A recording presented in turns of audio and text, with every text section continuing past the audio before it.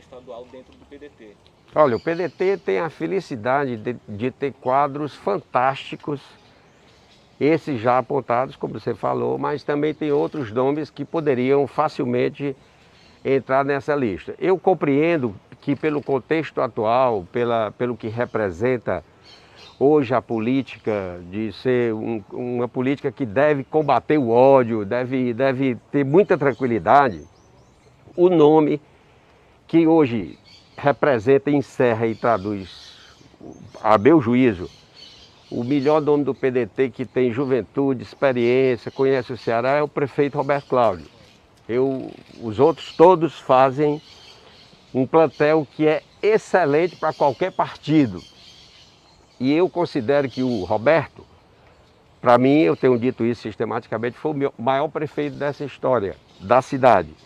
Eu fui vereador e acompanhei desde a redemocratização toda a trajetória política de Fortaleza. E o Roberto, além de ter sido o maior prefeito da história da cidade, que deverá ser reconhecido com o tempo a respeito disso, tem qualificação, juventude, experiência, 8 anos prefeito, e tem, como presidente da Assembleia, o conhecimento do Ceará como poucos têm. Então, os outros nomes são fantásticos nomes, e esse é o pensamento que eu compreendo que é melhor para o Ceará. Entretanto, quem deve escolher é o partido, é a dinâmica partidária. São os partidos que vão convergir com a gente dentro desse processo. Porque o PDT tem 4 nomes, vai apresentar o nome, mas certamente vai ser submetido aí à apreciação pelos companheiros que vão fazer, porque nós construímos um governo com a coalizão partidária. Por exemplo, hoje nós temos o governador do PT, que é apoiado pelo PDT. Eu tenho o secretário do PT. Nós temos secretários que fazem parte de outros partidos que precisam ser ouvidos, né? Mas eu acredito que o PDT tem esses nomes e teria até outros, mas para apresentar à população. O senhor falou do PT. Especula-se que dentro do Partido dos Trabalhadores haja uma certa resistência ao nome do Roberto Cláudio, né? E a gente vê uma dicotomia. Na Câmara, o PT é oposição ao senhor, mas no Estado, PT e PDT continuam juntos até o momento. Como é que o senhor enxerga essa articulação que vai precisar aí conversar com o PT para poder, porventura, aceitar o nome do Roberto Cláudio na associação?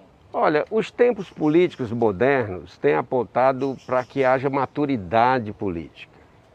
Eu acho que radicalismos, eles nos levaram ao que nós temos hoje no mundo e aqui no Brasil.